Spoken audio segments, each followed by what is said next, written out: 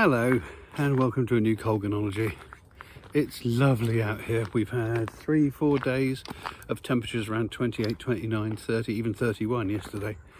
And today it got up to 30, but we then had a little thunderstorm and then quite a bit of rain, and everything's now deliciously cool at around a 23, 24. It's about 7 o'clock in the evening. We've come out for a walk. It's the first decent walk we've been able to manage. We've either been going out very early in the morning or more often than not in the evening in the dark. But today this is glorious. We're going to catch the golden hour. You'll see the light in a minute as we go around the corner. Oh, nice time to be out.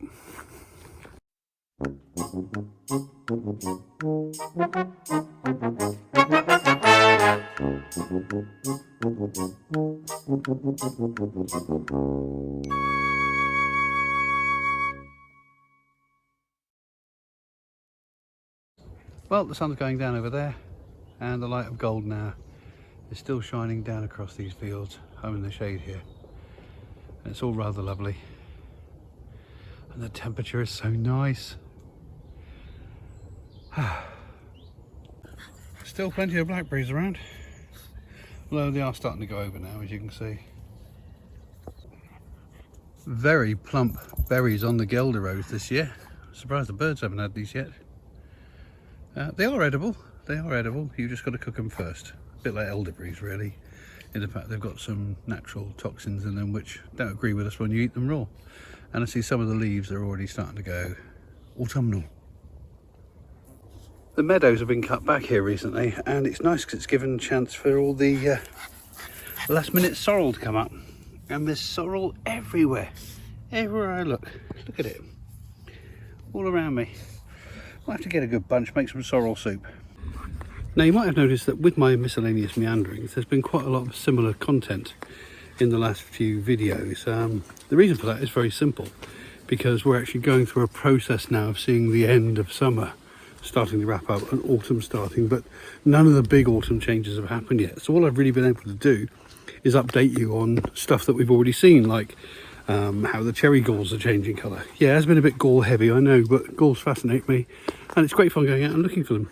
And how things like the fireweed, the rosebay willow herb, has gone from pink flowers to fluffy flower heads. So we're not likely to see any really major changes for a couple of videos yet, but I will update you as things happen. Acorns are plumping up nicely. Not as many though. I mean, last year we had millions of them, but this year, I mean, that's the only one I can see on that whole branch. So either the squirrels have been very busy, or it's not quite as prolific a year as it was last year. But last year was, I think, what they call a mast year, where trees produce an inordinate amount of nuts. Well, there's a double nopper there. He's been injected from both sides. Poor little acorn. There's some marble galls here. Where have all the cherry galls gone? Oh, there's one. It's sort of amberish, I suppose. It's green turning orangey. Now there is a beautiful cherry gall in the process of going bright red. That is very close to being fully red all the way around now. Obviously where it's in the sun it's gone red quicker than the bit that's in the shade, but nevertheless that's a cherry gall growing on the underside of an oak leaf and going beautifully red. Well, the rain never puts off the rabbits, which keeps Harris happy. He regards that as a trail snack. Don't you? You'd eat your own body weight if I gave you a chance, wouldn't you? Yeah, you. Crikey, looks like this chestnut has given up already. A horse chestnut, I should point out. Yeah, look at the colour of these leaves already. We're only just into September. Not quite sure why the trust planted this one here. It's not like we're short of horse chestnut trees. I prefer a few more chestnut trees, which have a very different leaf. As you know, they're kind of serrated and jagged. I'll show you a photograph in a second. Because of course these are conker trees, and you can't eat conkers. But still, beautiful colours, aren't they? Look at that. It's the fastest I've ever seen him move, I think. I've just got to get this on film, if you don't mind. Right, you knackered now?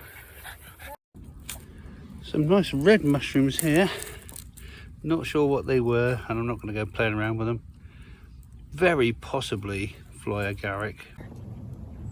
Well, our ash trees are still looking pretty healthy. There's several of them along this walkway, and there's a couple of little spinnies of them. There's one over there with 5 trees there, and there's a little group here of 7. I like the fact they're in 5s and 7s. That's good, isn't it? I don't know why, but somehow odd numbers always feel better and more natural. I'm pleased to see that they're all doing well, because ash dieback is a real problem. Which way are you going, dog? Ash dieback is a real problem all around the country at the moment, and we've lost a couple of trees here, which I think were taken out as a kind of preemptive strike because they looked a bit diseased. So they took them out before the spores had a chance to spread to the other trees, and it seems to have worked, because as I say, it's all looking quite healthy at the moment. So fingers crossed that they survive. Oh dear, someone wasn't quick enough, were they? Or maybe they were, but I've left quite a lot behind. Well, that's it for another ramble. Thanks for joining me, and see you in the next video. In the meantime, please subscribe, please hit like, and I can keep doing more of the same. And so can Harris, can't you, mate? Doodle pip.